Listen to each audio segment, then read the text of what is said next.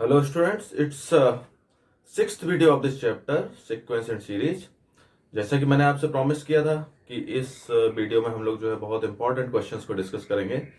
तो देखिए हम लोग इसको करते हैं। तो देखिए ये आप क्वेश्चन जब देखेंगे इसमें लिखा हुआ है find the sum of n terms of the sequence 8 + 8 8 + 8 8 8 + 8 8 8। अब आप इसको अगर देखेंगे तो आपको ये लगेगा कि ना तो ये एपी है, देखिए A2 - A1, A3 - A2, AP नहीं आ रही, जीपी भी नहीं है। अगर आप इससे इसको डिवाइड करते हैं तो आपको जीपी भी नहीं मिल रहा। तो इसका मतलब हुआ ये ना एपी का क्वेश्चन है ना जीपी का क्वेश्चन है। तो हम देखिए कोशिश करते हैं कि इसको एपी या जीपी में कन्वर्ट करने के लिए, ठीक है। तो देखिए हमने क्या किया, इसमें से हमने जैसे ये आपको ये एसएन पता करना है सम, तो हमने क्या किया इसमें से 8 कॉमन लिया। तो देखिए जरा क्या हुआ 1 1 1 1 1 1, इस तरीके से एक एन टर्म्स, ये देखिए इस तरीके से एक आपके पास सीरीज आ गई। अब देखिए अभी भी ये ना एपी है ना जीपी है, ठीक है। तो अब आप क्या करिए, इसको 9 से डिवाइड कर दीजिए और 9 से मल्टीप्लाई कर दीजिए। क्यों किया अभी आपको ये भी चीज पता चल जाएगी, थोड़ा सा पेशेंस रखिए। देखिए यानी कि ये हमारे पास इस तरीके से अब ये सिक्वेंस आ गई, ठीक है। ये सिक्वेंस हमारे पास आ गई, कह लीजिए मतलब 9 से मल्टीप्लाई किया 9 से डिवाइड करें तो कोई फर्क नहीं पड़ेगा ना। अब देखिए अब हम क्या कर सकते हैं, 9 को हम क्या लिख सकते हैं 10 - 1 लिख सकते हैं 9 को। 99 को आप क्या लिख सकते हैं 100 - 1। आप अगर 999 को लिखना चाहते हैं तो क्या लिखेंगे 1000 - 1। अगर आप इसको लिखना चाहते हैं तो क्या लिखेंगे 10,000 - 1, सिंपल। और ये कितने तक n टर्म्स तक लिख दिया। अब आप देखिए अगर मैं ये लिखता हूं 8/9 और मैं इसको ऐसे लिख दूं 10 - 1, इसको मैं ये लिख सकता हूं 10² - 1, इसको मैं लिख सकता हूं 10³ - 1 और इसको मैं लिख सकता हूं 10⁴ - 1। मतलब ये ऐसे ही आता जाएगा अब, ठीक है। तो आप ये देखिए इसको मैंने अब क्या किया 8/9, अब ये देखिए क्या बन गया 10 10² 10³ 10⁴ और ऐसे देखिए n टर्म्स आ गए, ठीक है। ये देखिए ये n टर्म्स आ गए और -1 मतलब n टर्म्स जो है -1 के आ रहे हैं। तो इसका मतलब क्या हो गया, अगर मैंने -1 कॉमन ले लिया तो ये n टर्म्स तक ये भी आएगा। तो देखिए सिंपल। अब आप अगर बात करते हैं इसकी, तो ये क्या है, ये देखिए अगर मैं अब इसको बोलूं तो ये जीपी दिख रही है आपको। तो जीपी जब दिख रही है, जीपी के n टर्म्स का सम क्या होता है A r⁴n। तो r कितना होगा, देखिए r कॉमन रेशियो अगर मैं बात करूं तो A2/A1 अगर मैं करता हूं तो ये A2 कितना है 10² 10, यानी क्या आ रहा है 10। तो देखिए ये आ गया -1/r -1, ये आ गया। और ये देखिए क्या है माइनस का साइन, और ये 1 + 1, अगर मैं 1 + 1 करूं 10 टाइम्स तो 10 आएगा, अगर मैं 11 टाइम्स करूं तो 11 आएगा। ऐसे अगर मैं n टाइम्स करता हूं तो कितना आएगा n आएगा, ठीक है ना। ये देखिए ये आ गया। तो इसी को अगर मैं ऐसे लिख देता हूं 8/9 और ब्रैकेट के अंदर क्या होगा, ये 10 है और 10 - 1 9 हो गया। और देखिए ब्रैकेट में क्या हुआ 10⁹ - 1 -9। ये देखिए ये इसका आंसर हुआ इस सीरीज। इसी तरीके से अगर मान लीजिए इसकी जगह क्वेश्चन है 7 7 7, तो आप 7 को कॉमन ले लीजिए, 9 से मल्टीप्लाई कीजिए 9 से डिवाइड कीजिए। अगर इसकी जगह हमारे पास 5 है तो इसमें सेम सभी में एक जैसा ही होगा। बच्चों इसको बहुत ध्यान से, छोटी छोटी चीजें हैं इनको देखना है, इसी से आपके मार्क्स अच्छे आने वाले हैं। और एक बात और ध्यान रखनी है, जो चीज मैं समझाता हूं जिस तरीके से समझाता हूं, मतलब सॉल्यूशन की जहां तक बात है सॉल्यूशन तो आपको कहीं भी मिल जाएगा, लेकिन जिस तरीके से मैं सोचता हूं उसी तरीके से आपको सोचना शुरू करना है। जब आपका जो थिंकिंग प्रोसेस बिल्कुल वैसे ही हो जाएगा जैसे मैं सोच रहा हूं, तो आपको ये क्वेश्चन बहुत इजी लगने लगेंगे। क्योंकि ऐसा नहीं होता मैथमेटिक्स में कि जो पर्टिकुलर क्वेश्चन आपने किया हुआ है वही एग्जाम में आएगा, ठीक है ना। तो इसलिए थोड़ा सा इस चीज पर ध्यान देना बहुत जरूरी है। चलिए जल्दी से नोट कर लीजिए फिर आगे क्वेश्चन करते हैं।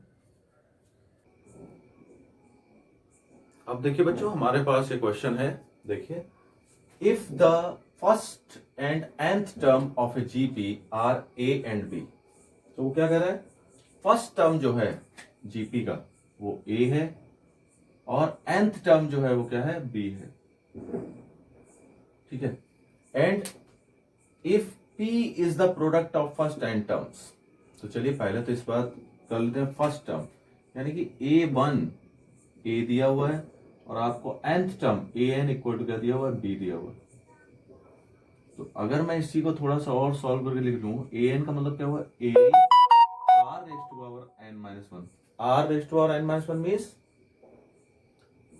r क्या है, कॉमन डिफरेंस है और a क्या है, फर्स्ट टर्म है, तो a into R N minus one equal to क्या हो गया, b हो गया। तो देखिए ये आपका a आ गया और ये आपका b आ गया, nth टर्म। अब जो चीज है वो क्या है, p is the product of first n terms, p is the product of first n term means p equal to, अगर मैं लिखूंगा तो मैं लिखूंगा first n term means first term a है, फिर क्या होगा A R square, A R cube, इस तरीके से ये जो है फर्स्ट n टर्म्स का प्रोडक्ट बोल रहा है, ठीक है। तो आप जो है ये आ जाएगा A R N minus one, first n terms का प्रोडक्ट है ना, मतलब n टर्म्स का प्रोडक्ट का मतलब वो क्या कहना चाहता है आपसे, ये कहना चाहता है, अगर मैं इसको ऐसे लिख दूं, मतलब वो कह रहा है p equal to A one into A two into A three, ऐसे करते करते जाएंगे ए एन, इसका प्रोडक्ट है, ठीक है। आपको ये बात समझ में आ रही है, इनका प्रोडक्ट दिया हुआ है। तो देखिए किस तरीके से हम इसको सॉल्व करेंगे। अब देखिए इसको अगर मैं सॉल्व करता हूं तो a मतलब कितने बार आया, a आपका जो है n टाइम्स आ गया, a की पावर n, मतलब a की पावर वन वन वन, अगर हम ऐड करेंगे तो a को अगर आप n टाइम्स a है तो a रेस्ट पावर n हो गया।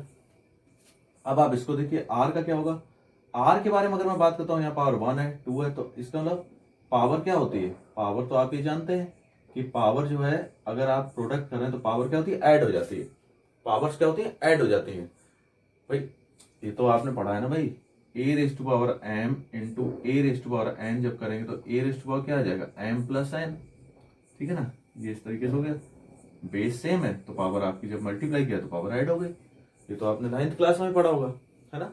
तो देखिए इस तरीके से हो गया। अब देखिए जरा इधर a raise to power n into r, और ये लिखा है one plus two plus n, तो यहाँ पे n नहीं है बल्कि क्या है, n माइनस वन है, क्योंकि ये जो आपका nth टर्म है इसकी पावर क्या है, n माइनस वन, तो मैंने n माइनस वन लिखा है, ठीक है। अब वन से लेके n माइनस वन, ये क्या बन रही है, AP बन रही है। तो वैसे तो हम लोग क्या कर सकते हैं, सीधे सीधे अगर सिग्मा n आप लिखना चाहते हैं तो क्या होता है, n plus one by to, ये होता है सिग्मा n, और n की जगह हमारे पास क्या है, n माइनस वन, मतलब n टर्म्स होते हैं इसमें n माइनस वन टर्म्स है, तो n माइनस वन, इधर आप जब n माइनस वन रखेंगे तो क्या बचेगा, n बाई टू, ये आ गया, ठीक है। मतलब ये डायरेक्ट आप यूज कर सकते हैं, या फिर मैं आपको बता दूं, एसएन तो आपने सीखा है ना, SN 2a plus N minus one into D, उससे ही आएगा, ठीक है। तो क्या आया, तो ये आ गया पावर में कितना आ गया, n बाई टू और n माइनस वन, ये आ गया। तो जरा देखिए अगर मैं इसको ऐसे लिख दूं, a raise to power n, ये हो गया n minus one by two, और इसको अगर मैं ऐसे कर दूं, n बाहर कर लिया मैंने, ठीक है, n को बाहर कर लिया। क्यों बाहर कर लिया, देखिए ये अभी तक क्या था, p था, ठीक है ना।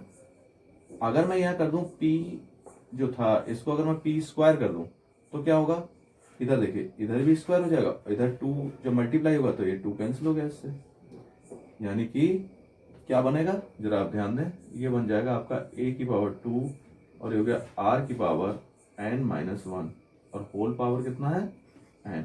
तो जरा देखिए इस तरीके से बन रहा है। अब अगर मैं इसको लिखना चाहूं तो मैं इसे लिख सकता हूं क्या, a इंटू ए, भाई ए स्क्वायर ए इंटू ए तो आप लिख सकते हैं ना, ए को ए इंटू ए लिख दिया, और यहाँ क्या लिख दिया, आर की power n minus one, whole power क्या है, n।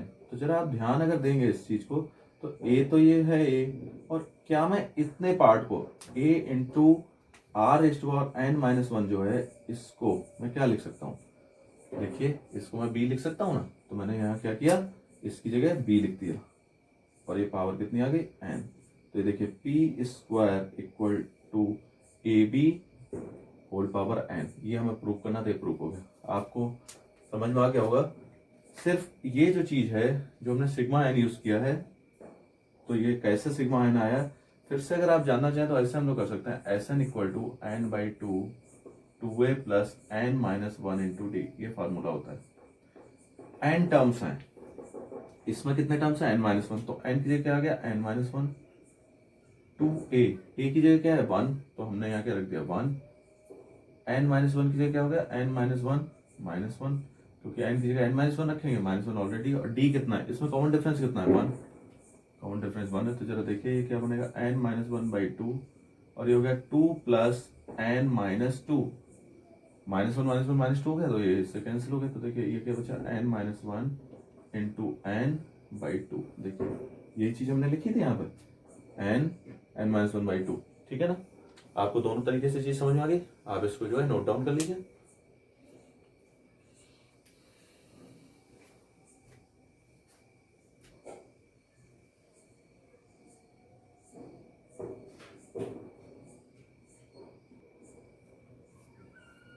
देखिए बच्चों, अब हमारे पास क्वेश्चन क्या है, इसमें लिखा है so that the ratio of the sum of first N terms, means जो sum of first N terms की बात हो रही, sum of first N terms की बात हो रही, एक इंपॉर्टेंट चीज हमें यहां मिल गई। दूसरा, to the sum of terms from n plus 1 to 2n plus 1, n plus 1 से 2n plus 1 term is 1 by r की पावर है, यानी कि क्या करना है आपको, इसमें सिंपल ये दिया हुआ है कि ये जो रेशियो आपको निकालना है, तो रेशियो किसका निकालना है, पहले मैं ये क्लियर कर दूं, आपको रेशियो निकालना है sum of N terms, sum of N terms, ठीक है ना, सम ऑफ एन टर्म्स निकालना है, और आपको क्या निकालना है, sum of terms from n plus 1 से n plus 1 term to 2n term, okay, इस टर्म से लेके इस टर्म तक का जो है आपको रेशियो निकालना है, ये हमारा क्वेश्चन है। आपको ये बात समझ आ गई, ये करना है, क्योंकि मैं बार बार आपसे यही बात कहता हूं कि सबसे पहले जो इंपॉर्टेंट चीज है, क्वेश्चन को समझना इंपॉर्टेंट है, क्या आंसर क्या चाहता है, वो रेशियो निकालिए, किसका, सम ऑफ एन टर्म्स और sum of terms n plus 1 to 2n, इसका मतलब क्या, देखिए सम ऑफ एन टर्म्स की अगर मैं बात करता हूं, इसकी बात करता हूं, सम ऑफ एन टर्म्स अगर मैं करता हूं Sn, तो क्या होगा, a r raise to power n minus 1 upon r minus 1, ऐसे लिख सकता हूं मैं सम ऑफ एन टर्म्स, क्योंकि जीपी जब वो उसमें कुछ नहीं दे रहा है, a नहीं दे रहा है, r नहीं दे रहा है, इसका मतलब जनरल जीपी की बात कर रहा है वो। अब वो कहता है sum of terms from n plus 1 to 2n, मतलब वो ये कह रहा है आपको सम किसका निकालना है, वो ये कह रहा है a n plus 1, a n plus 2, a n plus 3, इस तरीके से टर्म जाएगा और 2n तक, तो ये हो जाएगा 2n, ऐसा कह रहा है वो, ठीक है ना, n प्लस 1 से 2n तक इनका सम निकालना है।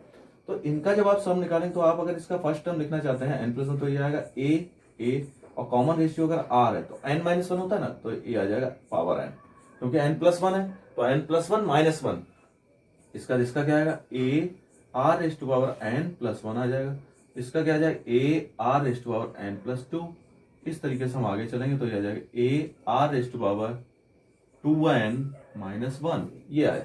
क्लियर, आपको इतनी बात समझ में आ गई। अब देखिए क्या होगा, अगर मैं इसका एसएन कर रहा हूं, सम निकाल रहा हूं, तो आपको क्या होता है, ए चाहिए आपको, ए, भाई फॉर्मूला तो हमें पता है ना, फॉर्मूला तो यही समझ लीजिए, यही है, a r raise to power n minus 1 upon r minus 1, तो ए की जगह भैया क्या आ गया, ए की जगह ये क्या है, ये है फर्स्ट टर्म, ये है फर्स्ट टर्म, तो फर्स्ट टर्म मैंने लिख दिया a r raise to power n, उसके बाद हम लिखेंगे आर, तो आर कितना है इसमें जरा देखिए, अगर मैं यहाँ कॉमन रेशियो की बात करता हूं तो मैं लिखूंगा a2, तो ये हो जाएगा r n plus 1 upon a r raise to power n, तो ये कैंसिल हो गया। अब अगर मैं इससे कैंसिल करता हूं तो क्या आएगा, सिर्फ आर आ रहा है, तो इधर आ गया r raise to power n minus 1 upon r minus 1। जरा ध्यान दें एक चीज, इसमें नंबर ऑफ टर्म्स कितने हैं, नंबर ऑफ टर्म्स कितने हैं, मतलब मैंने यहाँ n लिख दिया, तो अब आप ये हो सकता है आप ये पूछे कि सर n प्लस 1 से अगर मैं चल रहा हूं 2n तक तो कितने टर्म्स हैं, तो देखिए सिंपल है, अगर मैं इसे ऐसे लिखूं n प्लस 1 ऐसे लिखूं, फिर मैं लिखूंगा कितना n प्लस 2, और ऐसे अगर मैं चलता जाऊं तो आखिरी क्या आएगा n प्लस n, तो देखिए n n n तो अगर मैं यहाँ से काउंटिंग करूँ 1 2 3 तो n तक है, इसका मतलब नंबर ऑफ टर्म्स n हो गए। समझ में आ गया आपको? ये सिंपल तरीके से मैंने आपको बता दिया। नंबर ऑफ टर्म्स इसमें कितने n है। तो देखिए अब हम क्या करेंगे, इसमें आपको यानी कि ये भी मिल गया n टर्म्स का सम, ये जो आपने ऊपर निकाला और ये निकाला। तो इसको आप कैसे करेंगे आगे, अब आप लिख दीजिए। अब हमने आगे क्या लिखा, इसको इधर लिखा a r⁻n-1 अपॉन r-1, ये देखिए ये आ गया, और होल अपॉन कितना आ जाएगा a r⁻n upon r⁻n-1 upon r-1, ये लिख दिया। ठीक है, n टर्म्स का सम ये लिख दिया, और नीचे जो n+1 से लेकर 2n टर्म्स जो है इनका सम ये लिख दिया। तो ये क्या होगा, जब मैं इसको सॉल्व करूंगा तो क्या हो रहा है, सिंपल आप अगर देखें तो आपको ये पार्ट कट गया, मतलब दोनों का जो डिनोमिनेटर है वो कैंसिल आउट हो गया। ये देखिए a से a कैंसिल आउट हो गया। अब देखिए जो बच रहा है वो क्या है, ये r⁻n-1, ये भी कैंसिल आउट हो गया। तो आपके पास क्या बचा, इधर ये पूरा जो पार्ट है, ये जो पूरा पार्ट आप देख रहे हैं इसमें से सिर्फ 1 बचा, और इधर ये पूरा पार्ट है इसमें क्या बचा, r⁻n बचा। तो देखिए प्रूफ हो गया।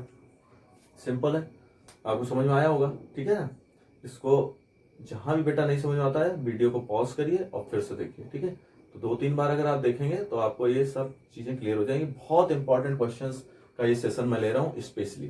ठीक है ना, सारे इंपॉर्टेंट क्वेश्चंस का सेशन है। ठीक है, इसको आप नोट डाउन कर लीजिए। देखिए बेटा इस क्वेश्चन को देखिए, ये बहुत ही अच्छा क्वेश्चन है। इसमें लिखा find the value of n so that a⁻n+1 plus b⁻n+1 upon a⁻n plus b⁻n may be the geometric mean between a and b। तो इसमें एक नई चीज आ गई, ज्योमेट्रिक मीन। तो मैं आपको सिंपल बता देता हूँ ज्योमेट्रिक मीन क्या होता है। देखिए ज्योमेट्रिक मीन का जो कंसेप्ट है, सपोज a, g और b, ये किसमें है, जीपी में। ये मान लीजिए जीपी में 3 टर्म्स हैं, a, g और b, ये टर्म्स मैंने किसमें ले लिए, जीपी में ले लिए। तो जीपी में मैं जब इनको ले रहा हूं तो क्या होना चाहिए, जीपी कैसे पता चलता है कि जीपी है, तो हम लोग क्या करते हैं a2/a1 is equal to a3/a2। Means क्या कंसेप्ट है जीपी का, जो कॉमन रेशियो है, कॉमन रेशियो कैसा होना चाहिए, कॉमन रेशियो जो आना चाहिए वो कैसा आना चाहिए, इक्वल आना चाहिए। तो कॉमन रेशियो हमने निकालने की कोशिश की। तो देखिए a2 में आप क्या लिख रहे हैं g, और a1 में a, a3 की जगह आ गया b, और a2 में आपके पास क्या आ गया g। आपने क्रॉस मल्टीप्लाई किया तो आएगा g² इक्वल टू ab। तो आप g जब निकालेंगे तो क्या आएगा √ab। यानी कि ये सिंपल सा ही कंसेप्ट आ गया कि अगर मैं ये कह रहा हूँ ये ज्योमेट्रिक मीन है between 2 numbers, then g will be √ab। Okay, clear. देखिए इस तरीके का एक क्वेश्चन हम लोगों ने एपी में भी किया था, अगर आपको याद हो, नहीं ध्यान है तो आप फिर से उसको जो है एक बार बेटा देखिए। तो देखिए वो ये कह रहा है कि ये ज्योमेट्रिक मीन है, ये मैंने जो रेड सर ये बनाया हुआ है, इसके अंदर जो बॉक्स है इसमें आप देख रहे हैं ये ज्योमेट्रिक मीन है। तो वही कहता है ये ज्योमेट्रिक मीन है, a⁻n+1 plus b⁻n+1 upon a⁻n plus b⁻n, ये ज्योमेट्रिक मीन है। लेकिन हमारे अकॉर्डिंग ज्योमेट्रिक मीन क्या होना चाहिए, बिटवीन 2 नंबर्स √ab होना चाहिए। यानी कि ये होना चाहिए √ab, यानी क्या होना चाहिए a⁻1/2 इंटू b⁻1/2। √ab का यही मतलब है, √a इंटू √b। तो रूट का मतलब क्या होता है, पावर 1/2। तो अब हम क्या करते हैं, इसमें क्रॉस मल्टीप्लाई कर देते हैं। तो ये देखिए ये क्या आएगा, a n+1 plus b⁻n+1 is equal to, जब आप इसमें मल्टीप्लाई करेंगे इसका तो क्या आएगा, a⁻1/2 b⁻1/2 ऐसे लिख लीजिए, a⁻n प्लस b⁻n ऐसे लिखा आपने। तो देखिए इसको अगर मैं अंदर मल्टीप्लाई करता हूँ तो क्या आएगा, a⁻n plus 1/2 into b⁻1/2 plus, अब इन दोनों को इसमें मल्टीप्लाई जब होगा तो देखिए a⁻1/2 और b⁻n प्लस 1/2 होगा, b की पावर में इसका मल्टीप्लाई हुआ तो ऐड हो गया। ठीक है ना, ये इस तरीके से आ गया। अब जरा ध्यान दें, एक टर्म ये है और एक ये है, तो जो मैक्सिमम पावर वाले टर्म है उनको एक तरफ कर लीजिए। तो a⁻n+1 है, तो इसमें आप क्या करिए, a की पावर ज्यादा किसमें, इसमें है, तो हमने क्या किया माइनस a⁻n+1/2 इंटू b⁻1/2, ये आया। और इसको मैं इधर ही रहने देता हूँ, a⁻1/2 इंटू b⁻n+1/2 माइनस, इसको मैंने इधर ले आया तो b⁻n+1 हो गया। ये क्वेश्चन आपके लिए अब टफ नहीं है, क्योंकि एपी में ऐसा क्वेश्चन हमने किया हुआ है लेकिन ये जीपी का था इसलिए मैंने इसको लिया है, ठीक है। अब देखिए आपने क्या किया, इसमें से कॉमन लिया, तो आप क्या कॉमन ले पाएंगे, इसमें है n प्लस 1/2, तो आपने इसमें कॉमन लिया a की पावर n प्लस 1/2 आपने कॉमन ले लिया, तो इधर क्या बचेगा, a की पावर 1/2 बचा, और इधर b की पावर 1/2, इधर a की पावर n प्लस 1/2 गया ना। इसमें देखिए आपने क्या कॉमन लिया, b raise to power n plus 1/2 आपने इसमें कॉमन ले लिया, तो यहाँ क्या बचा, ये बचा ना a की पावर 1/2, और ये तो आपने जो कॉमन लिया तो b की पावर 1/2 बचा। क्यों बचा, 1 को आप क्या लिख सकते हैं, 1 को आप क्या ऐसे नहीं लिख सकते, 1/2 प्लस 1/2 ऐसे लिख सकते हैं ना, तो मैंने ये कॉमन ले लिया तो ये बच गया। देखिए अब आप क्या करिए, दोनों तरफ से, क्योंकि मैं इसको कैलकुलेशन में ज्यादा खींचना नहीं चाहता, अब तो आप सीख गए, तो हम क्या करते हैं इन दोनों तरफ से इसको कैंसिल कर दिए। तो हमने क्या किया, इधर देखिए अब हमने ये किया, ये आ गया a की power n plus 1/2 upon b की power n plus 1/2 is equal to 1। अगर मैं b की पावर n प्लस 1/2 से दोनों तरफ डिवाइड कर देता हूं तो इधर 1 बचेगा। जल्दबाजी में कभी कभी बच्चे क्या करते हैं, इसको 0 लिख देते हैं इधर, भाई डिवाइड करने से कभी 0 नहीं आता, ठीक है ना। ये आ गया। अब देखिए अब हम इसको, अगर आपको याद हो लास्ट क्वेश्चन जैसे हमने किया था तो आपको कतई दिक्कत नहीं होगी, तो a की पावर n ऐसे लिख दीजिए होल पावर n प्लस 1/2, और इधर 1 है तो ये कितना होगा, a अपॉन b की पावर 0। किसी की भी पावर 0 होती है तो 1 होता है, इसको हम ऐसे लिख सकते हैं, ठीक है ना। क्योंकि ये कर चुका हूं मैं इसलिए ज्यादा आप डिस्कशन की जरूरत नहीं। इक्वल का साइन है, बेस इक्वल है, इसका मतलब क्या होगा, पावर भी इक्वल होगी, तो इसका मतलब क्या होगा, n प्लस 1/2 इक्वल 0, तो n इक्वल टू कितना होगा, -1/2। ये कितना होना चाहिए, n इक्वल टू -1/2, ठीक है। आपको समझ में आ गया, n इक्वल टू -1/2 होगा, ये इसका ऐसा सोल्यूशन होगा, ठीक है। आप इसको नोट कर लिए, फिर हम लोग और क्वेश्चंस करते हैं। चलिए बच्चों एक क्वेश्चन सॉल्व करते हैं। आपका टाइम बेटा कम से कम स्क्रीन पे जाए, स्क्रीन टाइम आपका कम से कम हो, इसलिए मैं जितना कोशिश हो सकता है कम से कम टाइम इसमें लगाने की कोशिश कर रहा हूँ। ज़्यादा से ज़्यादा कम से कम टाइम कंज्यूम करके आप ज़्यादा से ज़्यादा कंटेंट आपको मिल जाए, ये मेरा फोकस है। आप भी बेटा ऐसा नहीं कि जब आप ये वीडियो देख रहे हैं तो देखने के बाद बस रिलैक्स हो गए कि आपका काम खत्म हो गया, ऐसा नहीं है। आपको उसके बाद प्रैक्टिस करनी है, ठीक है। अच्छे से प्रैक्टिस करिए, मैथमेटिक्स सिर्फ प्रैक्टिस से ही आती है, ठीक है ना। सिर्फ डे ड्रीमिंग कर रहे हैं तो फिर तो ये ऐसा हो जाएगा कि just you are chasing the rainbow, okay. तो इसका बेटा प्रैक्टिस करनी है आपको, और ऐसा नहीं जिस वक्त आप वीडियो देख रहे हैं तब भी आप जो है नोटबुक लेके बैठिए, उसमें कुछ पॉइंट्स जो आते हैं बीच बीच में नोट करते जाइए, ठीक है ना।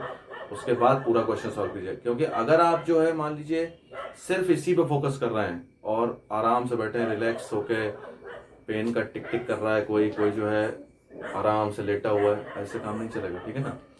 तो अच्छे से आपको इन सब चीजों को देखना है। देखिए क्या कह रहा है, the sum of two numbers is 6 times.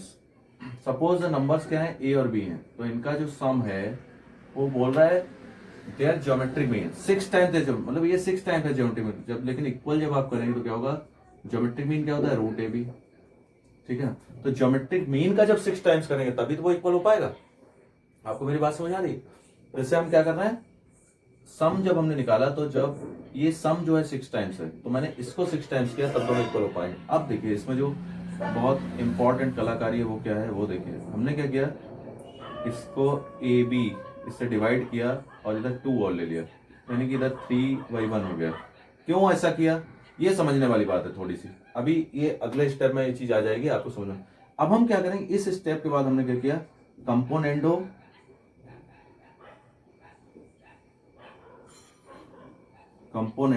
And dividendo, componendo dividendo apply किया इसमें, ठीक है ना। इसमें कंपोनेंडो डिविडेंडो लगाया। क्या होता है कंपोनेंडो डिविडेंडो, आपको पता होगा, नहीं पता तो कोई बात नहीं, देखिए मैं बताता हूँ। कंपोनेंडो डिविडेंडो में आपको क्या करना होता है, ये आपने लिखा, ये क्या है आपका न्यूमरेटर, तो आप ऐसा करिए न्यूमरेटर को ऐसे लिखिए, और उसके बाद डिनोमिनेटर को एक बार क्या करिए प्लस कर दीजिए और एक बार क्या करिए माइनस कर दीजिए। अब आप जानते हैं जो चीज लेफ्ट हैंड साइड में हुई है वही हमें राइट हैंड साइड में करनी पड़ेगी, है ना। तो देखिए अब हमने क्या किया, इधर 3 था तो इधर भी 3 आ गया, तो ये 1 जो था इधर क्या हो गया, ये प्लस हो गया, और 1 इधर क्या हो गया माइनस, क्योंकि 3 को मैं 3/1 तो लिख ही सकता हूँ, लेकिन मैंने यहाँ पूरा 6 √ab को क्यों नहीं डिवाइड कर लिया, उसका एक रीजन है, वो अभी आपको दिखाई देगा, अभी मैं आपको बता रहा हूँ बस, ठीक है। एक यहाँ पे क्यों किया, 6 पूरे को क्यों नहीं डिवाइड कर लिया, वो चीज अभी आपको दिखाई देगी। देखिए ये आ गया कंपोनेंट ऑफ डिविडेंडो, सिंपल सा है, आपको ये बात समझ में आ गई हो मैंने कैसे बताया। मैंने क्या किया, ये जो आपका न्यूमरेटर था, न्यूमरेटर को न्यूमरेटर में और डिनोमिनेटर में लिख लिया। सिर्फ रोल किसका है, ये जो आपका डिनोमिनेटर है, डिनोमिनेटर को आपको क्या करना है, ऐड करना है और सब्ट्रैक्ट करना है। ऐड कहाँ करना है, ऐड आपको करना है न्यूमरेटर में, और डिनोमिनेटर में उसी को सब्ट्रैक्ट करना है, ठीक है। तो इस तरीके से हमने इसको किया। अब देखिए, और जो लेफ्ट हैंड साइड में हुआ वही राइट हैंड साइड में होगा, ठीक है। अब देखिए ये जो आपका बना, यानी कि ये क्या हो गया, root a plus root B का होल स्क्वायर बन गया, और ये नीचे क्या बन गया, root a minus root B का होल स्क्वायर, ठीक है। और इधर क्या आ गया, 4/2। 4/2 को मैं क्या लिख सकता हूँ, 2/1 लिख सकता हूँ, लिख सकता हूँ। अगर मैं यहाँ 6 ले लेता तो बेटा ये इस तरीके से नहीं बन पाता, ये प्रॉब्लम थी, इसलिए हम लोगों ने क्या किया, 2 सिर्फ लिया था, ठीक है ना। मतलब हम लोग ये ढूंढते हैं ना कोई आइडेंटिटी बन जाए या कुछ करे, तो इसके लिए हमने ऐसा किया। क्लियर, अभी तक आपको क्लियर है, कोई डाउट नहीं अभी तक, ठीक है। तो जरा एक बार और देखिए, अगर मैं इसको और सॉल्व करना चाहूँ तो मैं क्या कर सकता हूँ, root a plus root B और root a minus root B, ठीक है ना। मैंने इसका स्क्वायर रूट ले लिया क्योंकि इधर भी स्क्वायर इधर स्क्वायर है, तो लेफ्ट हैंड साइड और राइट हैंड साइड का जब हम स्क्वायर लेंगे तो ये क्या हो गया, √2/1। ये 2 था ना, तो √2/1 हो गया। यहाँ तक आपको अभी कोई दिक्कत नहीं है, ठीक है, क्लियर हो गया, आपके दिमाग में सेट हो गया, सारी चीजें इतनी हो गई। इसी चीज को मैं इधर लिख लेता हूँ जरा, यानी कि अब हमारा क्वेश्चन क्या है, सेम चीज मैं यहाँ लिख रहा हूँ, मतलब ये है root a plus root b upon root a minus root b is equal to √2/1, ऐसे लिखा। अब मैंने क्या किया, componendo and dividendo again again apply componendo and dividendo, जो अभी हमने यहाँ कंपोनेंडो डिविडेंडो लगाया था, सेम वो मैं जो है इधर अप्लाई कर रहा हूँ। तो कंपोनेंडो डिविडेंडो जब मैं अप्लाई करूंगा तो क्या करूंगा मैं, root a plus root B मैंने लिख लिया, मतलब ये जो न्यूमरेटर में जो चीज थी वो मैंने इसको ऐसे लिख लिया, और उसके बाद क्या किया मैंने, एक बार प्लस कर दिया root a minus root B, मतलब ये जो डिनोमिनेटर में उसको प्लस किया, और उसके बाद इसको माइनस कर दिया रूट ए, फिर ये क्या हो जाएगा, ये प्लस हो जाएगा, क्योंकि जब आप माइनस इसको करोगे तो इसके साइन चेंज हो जाएंगे ना। सेम चीज क्या होगी, राइट हैंड साइड में होगी। राइट हैंड साइड में क्या होगा, देखिए √2 था, इधर भी आप √2 लिख दीजिए, इधर क्या हुआ +1, इधर क्या हुआ -1, ठीक है। न्यूमरेटर में 1 है तो एक बार प्लस हो गया, न्यूमरेटर में जाके और डिनोमिनेटर में माइनस हो गया, ये कंपोनेंट और डिविडेंड। फिर आप इसको जब अप्लाई करेंगे तो रूट भी कैंसिल हो गया, तो होगा 2√a, और इधर क्या हो गया, ए कट गया तो होगा 2√b। तो ये देखिए ये √2 + 1 और ये हो गया √2 - 1, तो ये 2 कट गया। अब आप क्या करिए, squaring both the sides, squaring both the sides, both the sides. तो दोनों तरफ हमने जब स्क्वायर किया तो ये कितना आ जाएगा, a और ये b, रूट हट गया। इसका जब स्क्वायर होगा इधर, तो देखिए जरा मैं लिख के बता देता हूं आपको, √2 + 1 अपॉन √2 - 1 का जब स्क्वायर आप करेंगे तो क्या होगा, क्योंकि इधर तो रूट हट गया, इधर जब स्क्वायर होगा तो क्या होगा, √2 का स्क्वायर क्या होगा 2, 1 का स्क्वायर 1, और ये हो गया 2√2, ये आ गया। इसे देखिए ये हो गया 2, ये 1, और ये जाएगा -2√2। क्लियर है ना भाई। a + b का होल स्क्वायर क्या होता है, a² + b² + 2ab। a - b का होल स्क्वायर करेंगे तो a² - 2ab + b²। मतलब दोनों केस में ये तो स्क्वायर प्लस के ही रहेंगे ना। तो ये देखिए ये कितना आ गया, आप जरा इसको देखेंगे तो 2 + 1 हो गया 3 + 2√2, और इसमें क्या आ गया 3 - 2√2, ये देखिए ये आ गया a/b, यानी कि ये देखिए ये रेशियो आ गया, ये देखिए ये रेशियो, यही हमें प्रूव करना था। देखिए ये रेशियो आपका आ गया 3 + 2√2 = 3 - 2√2, ये आपका आंसर आ गया। मतलब a/b आपका जो है ये आ गया। क्लियर, इसको बेटा अगर नहीं समझ में आया तो फिर से एक बार इसको आप जो है दोबारा से देख लीजिए, क्योंकि ये बहुत इंपॉर्टेंट क्वेश्चन है, ठीक है। इसको दोबारा देख लीजिएगा, लेकिन इसको कर लीजिए अभी, ठीक है, नोट डाउन कर लीजिए जल्दी से।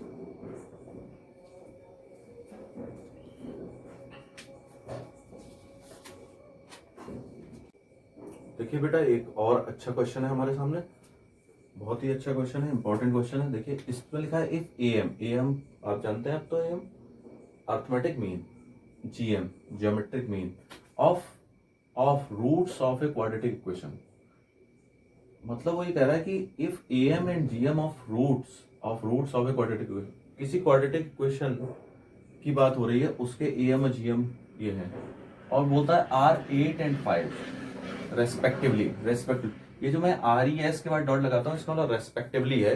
रेस्पेक्टिवली के पहले भी हम लोग चर्चा कर चुके हैं। रेस्पेक्टिवली का मतलब सीरियस है या क्रम से, मतलब जैसे पहले जिसकी बात हो रही है वो इनमें से जो पहला है उसकी बात हो रही है और जो बाद में आया उसका ये है। ठीक है, इसका ये मतलब है, सिंपल, आप समझ गए।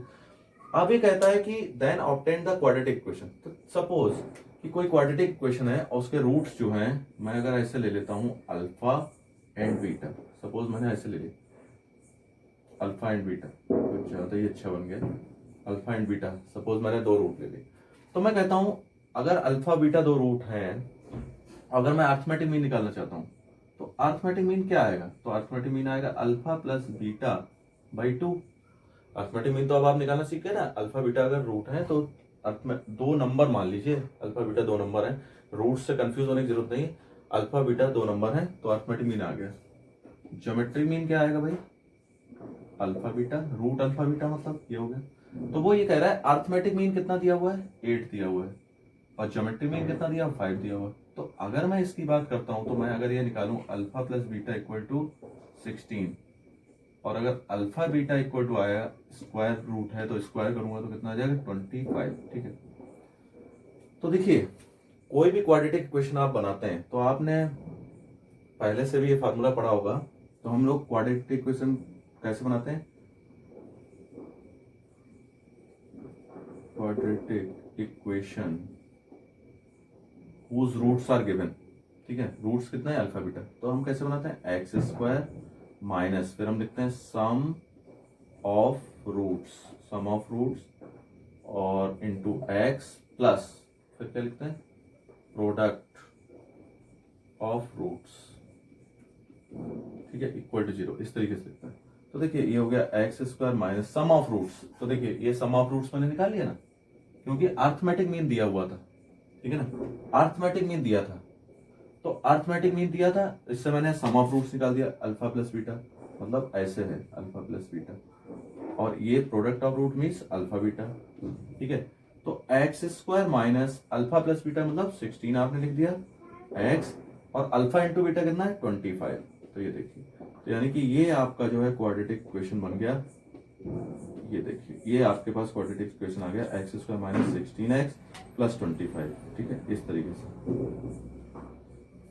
तो देखिए आपको समझ में आ गया। फिर से क्वेश्चन देखिए, if M and GM of roots of a quadratic equation, M और जीएम दिए हुए थे क्वाड्रेटिक इक्वेशन के, तो एम और जीएम से हमने ये इन्फॉर्मेशन निकाली। ठीक है, और उसके बाद आपको क्वाड्रेटिक इक्वेशन बनानी थी। क्वाड्रेटिक इक्वेशन बनाना आप जानते हैं, क्वाड्रेटिक इक्वेशन के लिए हमारे पास ये फॉर्मूला है x square minus sum of roots into x plus product of roots. ये 10th में भी आपने बेटा पढ़ा होगा।